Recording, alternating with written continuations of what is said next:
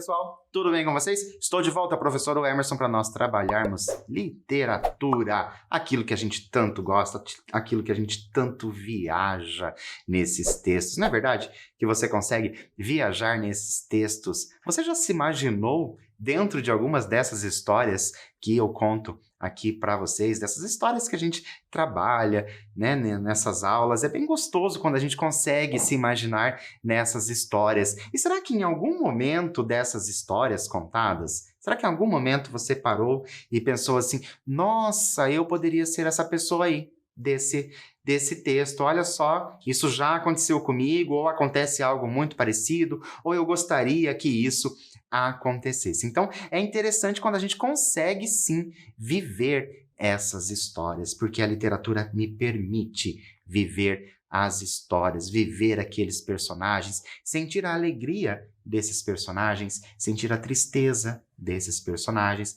Quando que isso acontece? Quando a gente se entrega na nossa leitura, quando a gente se envolve realmente com aquele texto que nós estamos lendo. E não estou falando somente desses textos que eu trago para vocês, não. Essa leitura que você faz aí em casa de entretenimento, mesmo que você está lendo um texto literário, daquela obra que você tanto gosta, daquele autor que você tanto gosta, ou daquela coleção, daquela seleção que você tanto gosta. Então é viver essas histórias. Então por isso que eu estou sempre convidando vocês para viver essas histórias. A nossa história de hoje, ela é uma história muito interessante. E pode acontecer com qualquer pessoa. E para a gente começar essa história, olha só, nós vamos conversar. E a gente vai conversar com algo aí muito próximo a vocês, certo? Você se considera uma pessoa enjoada para comer? Como assim, professor? Uma pessoa enjoada para comer? Você é daquelas pessoas que a pessoa te oferece algo para comer e você já faz, né, cara de que não gosta? Ou você não gosta de muitas coisas? Qual alimento você mais gosta e qual menos gosta? Olha só, alimento você pode incluir ali muitas coisas. Você pode incluir várias coisas de alimento. Aí peço para você relacionar aí qual você mais gosta e qual você menos gosta, certo? Vou dar um tempinho para você e eu já volto.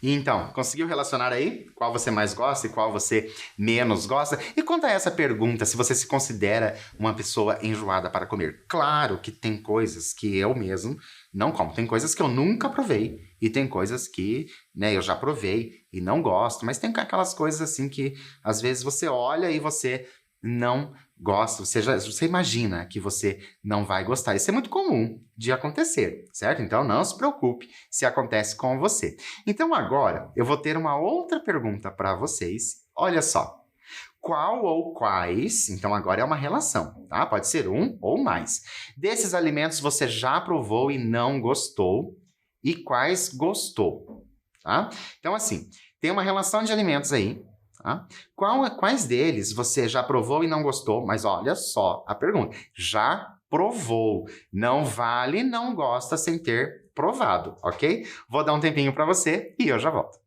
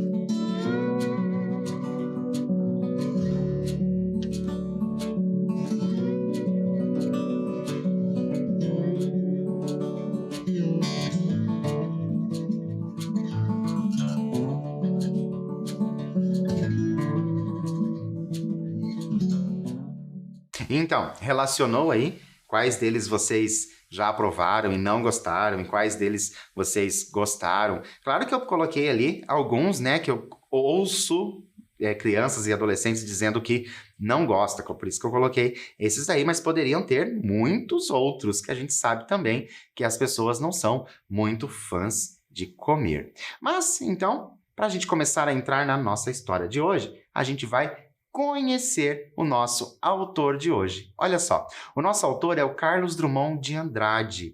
Ele nasceu no ano de 1902 e faleceu em 1987. Carlos Drummond de Andrade foi um poeta, contista e cronista brasileiro, considerado por muitos o mais influente poeta brasileiro do século XX. Drummond já foi retratado como personagem no cinema com o filme Poeta de Sete Faces e na televisão com a minissérie JK. Eu trago para vocês aqui o filme Poeta de Sete Faces e também a minissérie JK, em que retrata o nosso poeta, para vocês perceberem a importância desse nosso poeta de hoje, o Carlos Drummond de Andrade. Eu falo poeta porque ele é bem conhecido como poeta, né? Mas ele também escreve contos, também escreve crônicas, certo? Mas eu acabo falando poeta porque a maioria dos textos dele que chega até nós são o quê? São poemas. Então, continuando, ele é um escritor canônico, ou seja, um escritor de muita importância. É representado em esculturas, como é o caso das estátuas Dois Poetas, na cidade de Porto Alegre, e o Pensador, na praia de Copacabana, no Rio de Janeiro, além de um memorial em sua homenagem na cidade de Itabira. Então, olha só a imagem. Possivelmente, vocês já viram esta imagem, que é a estátua retratando Carlos Drummond de Andrade na praia de Copacabana, lá no Rio de Janeiro. Essa imagem é uma das imagens que ficam aí rolando pela internet. Muitas pessoas tiram foto e se colocam sentadas ali ao lado, colocam alguma coisa ali ao lado dele para, né, homenagear esse nosso pensador. E também uma outra estátua dele, olha só, é a estátua retratando agora Drummond e Mário Quintana, lá em Porto Alegre. Então nós temos aqui dois poetas, porque Mário Quintana também é um escritor, também é poeta. Então, o nosso autor de hoje, Carlos Drummond de Andrade, poeta, contista, cronista, é um autor muito importante. E o texto que eu trago para vocês hoje, ele tem um título bem simples. Olha só. O texto tem esse título, O Sorvete. Foi retirado deste livro chamado Contos de Aprendiz. O Sorvete. Simples assim. Mas eu te convido para a gente pensar. O que podemos esperar de um conto com o título O Sorvete? Quais histórias poderiam estar por trás do sorvete? Claro que, como a gente tem o título O Sorvete, a gente imagina que o sorvete ali vai aparecer como principal na história. Vou dar um tempinho para você e eu já volto.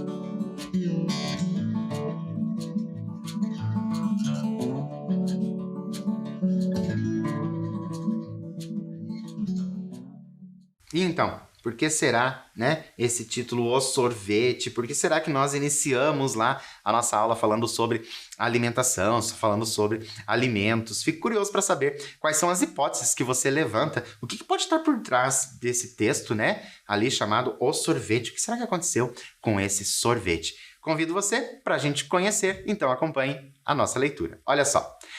Quando chegamos ao colégio, em 1916... A cidade teria apenas 50 mil habitantes, com uma confeitaria na rua principal, outra na avenida que cortava essa rua.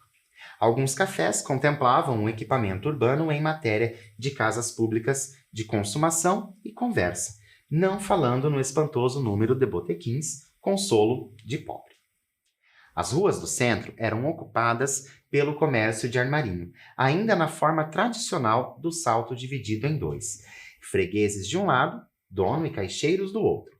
Alfaiates, joalherias de uma só porta, agências de loteria que eram ao mesmo tempo pontos de venda de jornais do Rio, ostentavam cadeiras de engraxate. Um comércio miúdo para a clientela de funcionários estaduais, estudantes, gente do interior que vinha visitar a capital e com pouco se deslumbrava.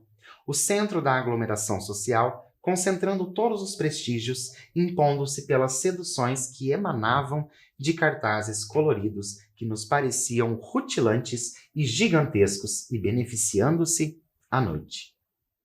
Contávamos com a irradiação dos focos luminosos dispostos em fileira na fachada. Era o cinema.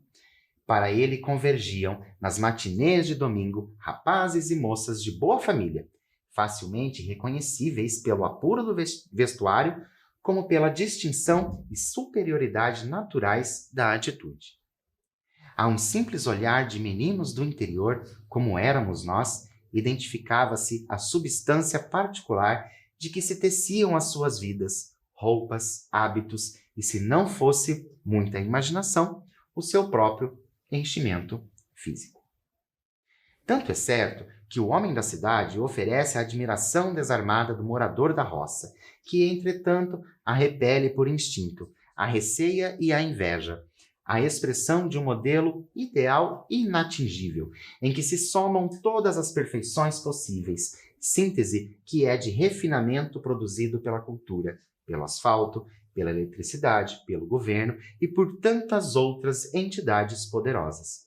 Quanto ao aspecto noturno do cinema, abstenho-me referi-lo diretamente. Porque o colégio não nos permitia sair à noite, e só alguns anos depois pude fazer a experiência da sua frequentação, de certo com olhos já influídos por uma penetração maior de outras visões da cidade, e abolida, em parte, a virgindade áspera das minhas sensações de quase aldeão. Alunos internos, dispunhamos apenas dos domingos para os nossos passeios isentos da censura colegial, no espaço de tempo que se confinava entre a conclusão da missa das 8 e o toque de sineta para o estudo das 6 da tarde. Abria-se, pois, à nossa frente, se o nosso comportamento se houvesse mantido em nível tolerável durante a semana, um dia de sol ou de chuva, e visitas tediosas aparentes ou de prazeres insuspeitados de bom ou mau emprego, mas inexoravelmente limitado na sua parte final. Nesse momento, eu vou dar uma pausa na nossa leitura para olha só que interessante. Já perceberam que, né, o nosso ali, esse nosso personagem, ele está no colégio interno. Vocês devem ter ouvido já falar em algum momento em colégio interno, aquele colégio que a pessoa fica no colégio a semana inteira e vai para casa nos finais de semana. E olha que interessante a observação, né? Lembrando que o nosso texto ele inicia falando o ano em que isso aconteceu, o 1916. A gente sabe que a sociedade de lá para cá se alterou muito, né? Mudou, evoluiu, muita coisa aconteceu. Mas é interessante que o nosso personagem, ele diz que ele pode sair aos domingos, mas isso vai acontecer se o comportamento fosse mantido ali nível tolerável. Então, a gente acredita que se isso não acontecesse, possivelmente eles ficariam ali na escola de castigo, fazendo lições, estudando, fazendo trabalhos. Então, continuando a nossa história, olha só. O atraso na volta constituía infração punida com reclusão no domingo seguinte, e a pena era tão grave que não nos animávamos a enfrentá-la. Ficava assim, no centro de nossa fuga hebdomadária, o maravilhoso cinema em sua sessão das 2 horas da tarde. Suas fitas americanas ainda destituídas de sofisticação, seus vendedores sibilantes de balas e de amendoim torrado. A hipótese, algo desconcertante, de um palco extra com bailarinas. Tudo pela quantia assaz considerável de R$ 1.100. Agora, vocês viram que nós temos ali uma parada, né? Uma fala, uma frase, né? Uma palavra que nos confunde. Olha só, ficava assim, no centro de nossa fuga hebdomadária. Professor, que palavra desconhecida essa, hein? Por isso, nós vamos compreender. Vou pedir para vocês relerem, olha só, fuga hebdomadária. Tá? Qual poderia ser o sentido da palavra? Por quê? Porque, né, ele coloca ali essa fuga, né? Então, fugir, a gente já sabe que ele está fugindo, mas ele coloca essa outra palavra que parece um adjetivo. Que adjetivo poderia ser esse? Vou dar um tempinho para você colocar aí o sentido ou mesmo pesquisar e eu já volto para a gente continuar.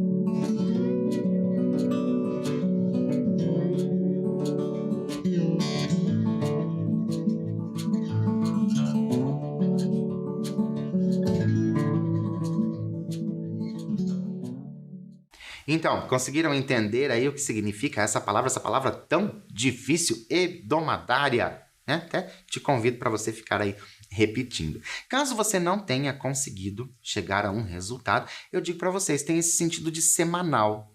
Então, olha, no centro de nossa fuga, semanal, porque lembram, né, que ele fica a semana inteira no colégio, aí só no final de semana que ele sai. Então, é uma fuga mesmo, essa fuga semanal. Então, vamos continuar o nosso texto. Considerável, dada a exiguidade do nosso orçamento infantil, que a munificência paterna jamais ousaria transpor, à vista do que expressamente regiam os estatutos. Os senhores pais não deverão, de modo algum, fornecer dinheiro aos educandos, salvo o destinado a pequenas despesas, o qual ficará sob a guarda do estabelecimento. E esse dinheiro, ai de nós, ainda era menor do que nossas mesquinhas despesas. Eu tinha 11 anos, Joel, 13, o que, além do tamanho, lhe bastava para se atribuir definitiva autoridade sobre mim. Na realidade, Joel era meu comandante. Já exercia o comando na cidade, onde crescéramos amigos inseparáveis, diante do espelho da cidade grande. Minha timidez chucra apoiava-se na capacidade de resolver, dirimir e providenciar atributos que sempre me faleceram. Quando meu pai se decidira a internar-me naquele colégio distante, o pai de Joel considerou que devia dizer o mesmo com seu filho. O prazer que isso me causou não vinha somente de que eu teria a meu lado o amigo mais agradável e com quem me entendia melhor.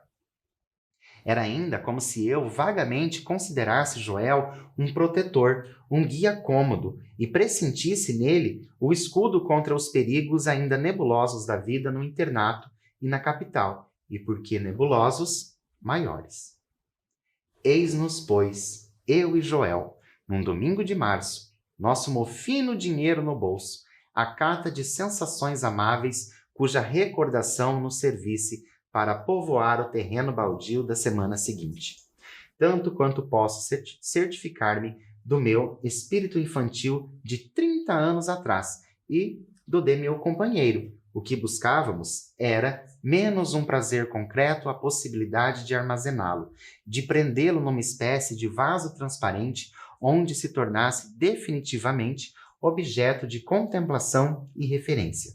Era, em suma, como afinal para tanta gente de espírito infantil ou adulto, matéria para recordação, que compensasse as horas de ócio, desânimo ou trabalho, quando não simplesmente que se pudesse exibir a colegas menos afortunados, porque passaram presos o domingo.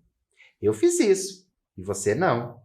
Fui ao circo, e você não. E até vantagem dramática. Machuquei uma perna, e você não. E agora eu paro novamente a nossa leitura para fazer uma pergunta para vocês. Olha só, pensando nisso que nós acabamos de ler, certo? Nós vamos tentar entrar nessa história. Você costuma relatar para os seus colegas de escola como foi o seu final de semana? Como se dá esse relato? Então, assim, chegou na segunda-feira ou pós-feriado, você costuma dizer o que aconteceu no seu final de semana para os seus colegas? Como que isso se dá? Você se gaba do seu final de semana ou o seu colega fala mais do final de semana dele e deixa você se sentir que o seu final de semana não tenha sido tão importante? Vou dar um tempinho para você pensar como se dá essa relação social aí e eu já volto.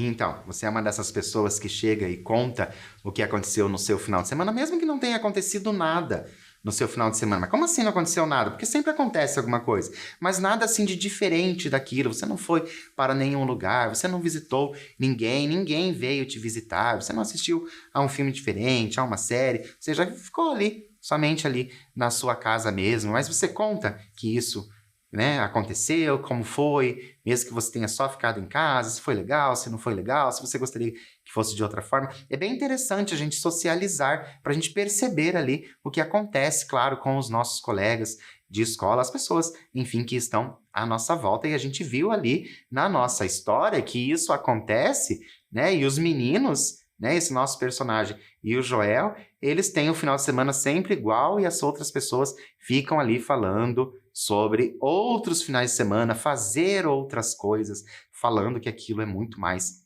legal. Então, vamos continuar a nossa história para saber, afinal, onde é que entra o sorvete nessa história. Olha só. Mas a própria aventura exige um roteiro. Nós o sabíamos por intuição. E o nosso fora pacientemente concebido nas conversas de recreio e através de bilhetes silenciosos passados entre as carteiras na sala de estudo. Em síntese, nosso domingo se comporia de ida a pé para a cidade, a fim de acumular recursos e fazer um pouco de exercício. Passeio no parque, com inspeção dos bichos ainda não conhecidos e exame mais minucioso de o gavião de penacho, não suficientemente apreciado da primeira vez. Almoço em casa de meu tio, jogos no quintal com os primos, matinê de cinema, gulodices compradas a um doceiro de rua e comidas num banco de jardim. Passeio pela cidade, talvez uma excursão de bonde ao subúrbio. E volta. Esse programa não era suscetível de variar muito nos domingos subsequentes, mas pareceu-nos de uma sublime originalidade, e enquanto batíamos a pé pela rua plantada de mangueiras, íamos prelibando o gozo pela sua execução nos proporcionaria. Sim, nenhuma das operações de que se compunha o programa parecia por si mesma extraordinária, mas à medida que se iam consumando, ficavam registradas em nós como outros tantos episódios memoráveis, cujo esplendor atravessaria as horas mones, projetando-se para além da mediocridade de nossos destinos. Não distinguíamos bem os elementos da paisagem nas ruas arborizadas que palmilhávamos, mas esses elementos se inseriam automaticamente em nós e nos sentíamos capazes de fornecer aos colegas uma descrição abundante de tudo quanto passara despercebido à nossa visão imediata. Visto de perto, o gavião de penacho não tinha o porte real que lhe atribuíramos, mas, já recuado no espaço e na percepção comum, recuperava a majestade. O almoço em casa de tio Lucas era talvez um bom almoço, mas porque em estado de reminiscência enchia-se de pratos e temperos que nele não figuravam de fato. E o cinema... A caminho do cinema, a 2 passos dele, na rua principal, está a confeitaria, a cuja porta é grato a gente deter-se, ante as formas caprichosas e coloridas que ali se dirigem simultaneamente a vários sentidos. Certos bolos e cremes, antes de serem degustados pela boca ávida, o são pelo nariz e pelos olhos, e se nolo permitissem, o seriam pelas mãos, que amariam verificar a maciez, a doçura e a delicadeza da pasta. O único sentido não beneficiado, o ouvido, permaneceria alheio a essa fruição geral, se não chegassem até ele os ruídos normais numa casa onde se come choque de louça no mármore, de metais na louça, pequenos rumores familiares a que se ligam imemorialmente às sensações do paladar e que tanto contribuem para a composição desse extraordinário prazer de comer. Estávamos absortos na contemplação ritual, misto de atenção a formas simbólicas e de sonho em torno de ideias complexas que elas sugeriam, ali diante daqueles pudins e daqueles roxos, amarelos, sulfirinos, verdes e rosas montículos de açúcar, geleia, ovo, frutas cristalizadas e invisível manteiga, quando um objeto vulgar, mas insólito, no lugar onde se achava, me captou o interesse. Encostado a uma das 3 portas da confeitaria, do lado da calçada, um quadro negro propunha-nos os seguintes dizeres em giz branco. Agora eu paro novamente a leitura para a gente tentar, se antecipar o que poderia estar escrito no cartaz que chamara tanta a atenção do menino. Vocês viram que tudo estava acontecendo como sempre acontecia, mas aquele dia algo chamou a atenção. O que poderia estar ali escrito nesse quadro negro? Um tempinho para vocês e eu já volto.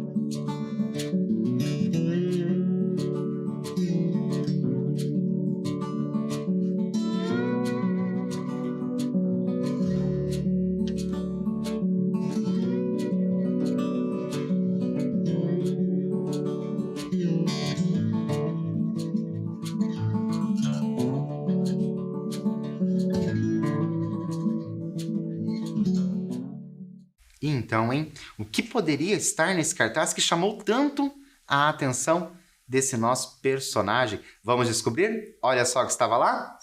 Hoje, delicioso sorvete de abacaxi, especialidade da casa. Hoje. A inscrição emocionou-me intensamente e dei conta a Joel de minha perturbação. Você está vendo? Aparentemente, Joel não se deixara invadir pelo sortilégio das palavras. Sua superioridade. Delicioso sorvete de abacaxi. Nunca tomei isso. Eu também não, respondeu o fortíssimo Joel. Deve ser porcaria.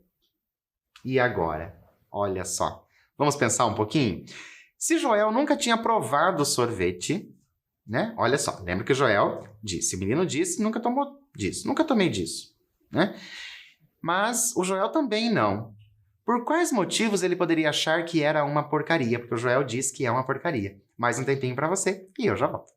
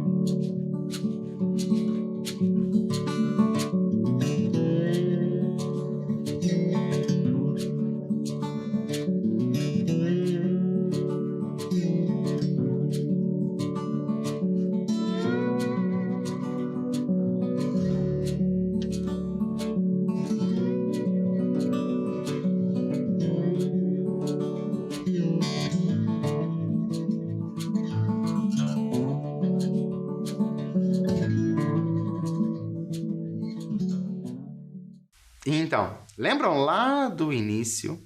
Perguntei para vocês, né? Algo que você provou e não gostou, né? Porque a gente sabe que às vezes a gente não gosta de alguma coisa que a gente nem prova, a gente nem sabe o sabor. E parece que é isso que está acontecendo com o Joel. Ele não sabe, né? Nunca provou, mas já diz que é porcaria. Mas então pode ser por muitos motivos. Talvez não chamou atenção, talvez não gostou ali quando ele olhou, talvez não, né? Imagina o cheiro, não tenha gostado do cheiro. Muitos motivos podem fazer com que Joel diga isso, mas é interessante que prove sim, para saber se vai gostar ou não. Então, vamos continuar o nosso texto para a gente saber, né? Porque agora apareceu o sorvete, a gente quer saber o que vai acontecer com ele. Olha só.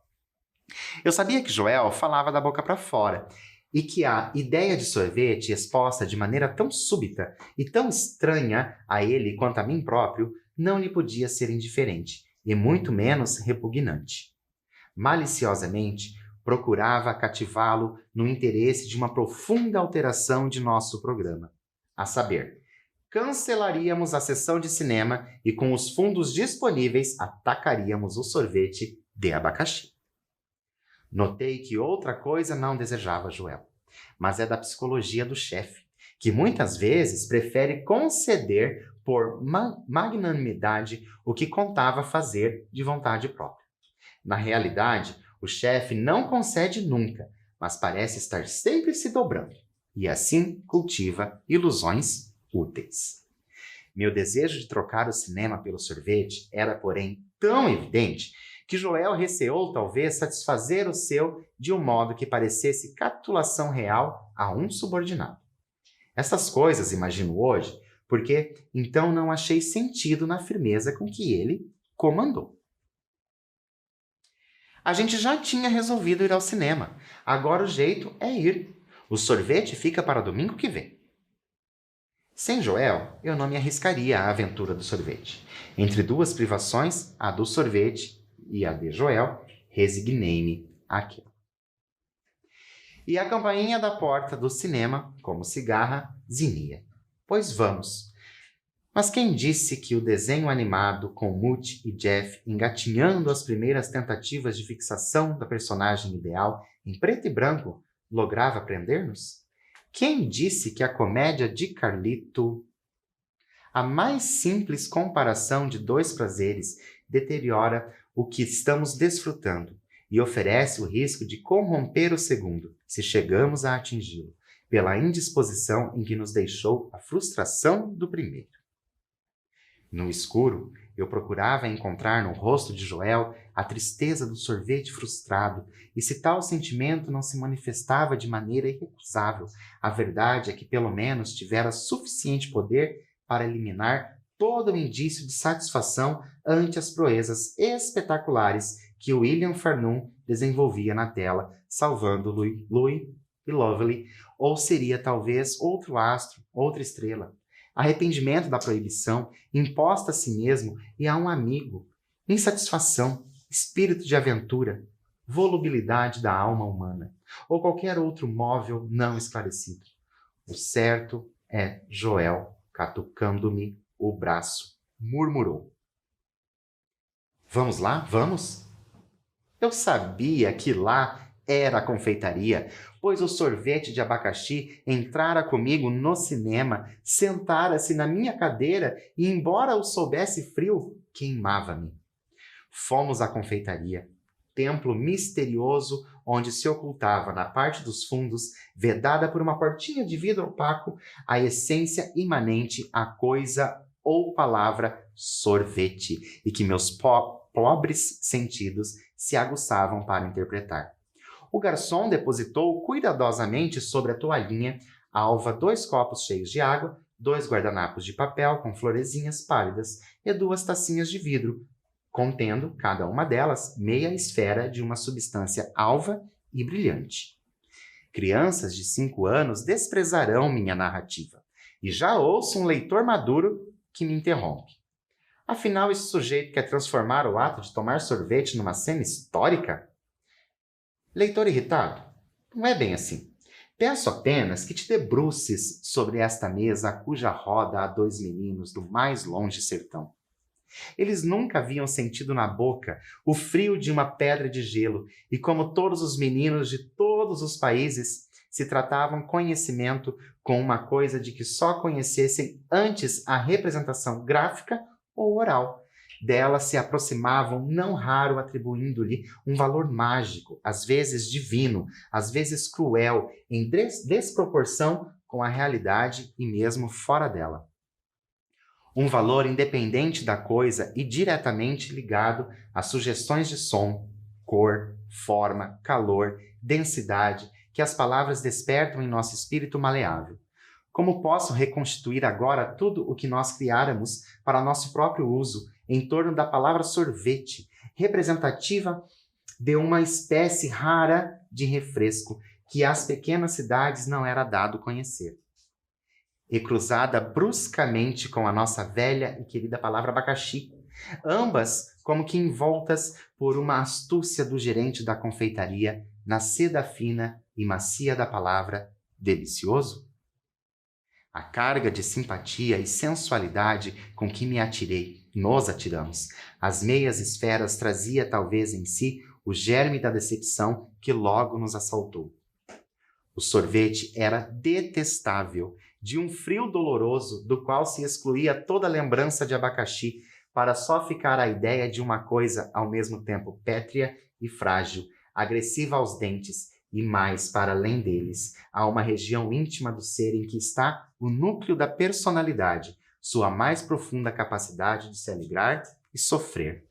Era uma dor universal que ele espalhava, e tão rápida e difundida como se invadisse no mesmo segundo, por 1000 filamentos, toda a rede nervosa. Lágrimas subiram-me aos olhos. No rosto de Joel também o sofrimento se desenhava.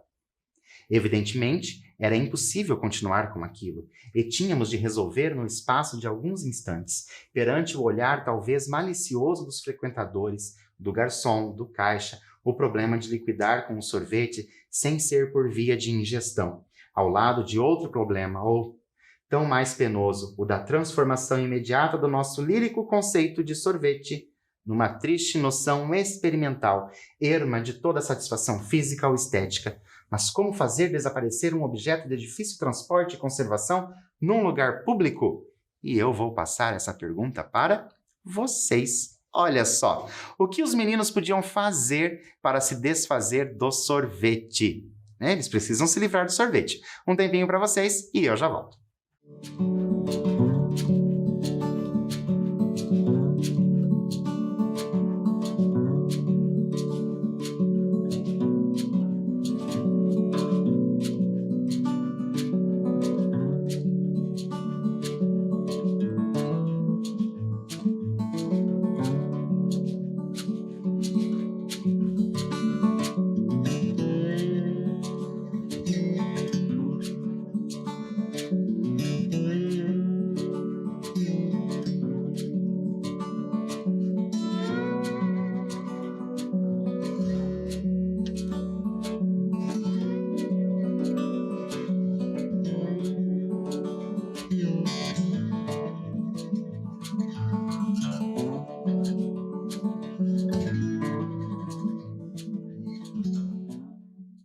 Então, vamos descobrir o que acontece? Olha só. Pergunta que os assassinos devem formular-se fechados no quarto com o cadáver. Os mais sinistros e engenhosos expedientes têm malogrado. Em certo sentido, nós não sabíamos criminosos. Porque, insisto, o homem do campo, a sós com as complicações da cidade, é sempre débil. Éramos debilíssimos. E nada mais triste do que reparar na tranquilidade esmagadora que os da cidade assistem à nossa angústia insolvável. Por que pediu sorvete, se não ia gostar? E por que não gostou? É inadmissível que alguém não goste de sorvete? Logo de abacaxi, especialidade da casa. O caixa saíra do trono para dizer-me isso, com a mão direita coçando o queixo e o bigode. Olhava-me com desdém e reprovação. Não saiu nem disse nada, mas eu ouvi dentro de mim suas palavras, a vergonha que elas fariam derramar sobre minha família. O filho do coronel Juca não gosta de sorvete de abacaxi. Ele teve coragem de ir a uma confeitaria elegante, pedir um sorvete e estragá-lo, e minha boca doía com a lembrança daquele gelo ardente e cáustico. Então reatacamos o sorvete, mas ele continuava intragável. A verdade é que, sem noção alguma de como ingeri-lo, nós pretendíamos absorvê-lo a dentadas, em grandes porções que levavam consigo o pânico de um motor de dentista. O céu da boca era um teto fulgurante de dor, e o pior é que eu bem o sentia. Essa dor era ridícula. Renunciei antes de Joel à empreitada de amor próprio. Que o garçom e o caixa me matassem, mas não comeria mais aquilo. Olhei firme para meu amigo, que por ser de ânimo mais rude do que eu, ou por haver descoberto instintivamente a técnica de tomar sorvete sem dor, ou finalmente por temperamento de chefe, continuava levando a colher à boca, a meia bola de neve já solapada, Joel percebeu meu desconforto sem apoiá-lo, e com um olhar peremptório baixou-me esta ordem entre dentes. Acabe com isso, se não quer ficar desmoralizado. Era um pensamento, uma noção dos Mendonça, formada na educação burguesa de várias gerações, que ele ministrava a um membro de outra família, não menos rica de princípios respeitáveis, os Caldeira Lemos. Uma reputação pode perder-se com a menor prova de fraqueza. Há um orgulho de família, de pessoa, que o indivíduo recebe no berço e tem que sustentar.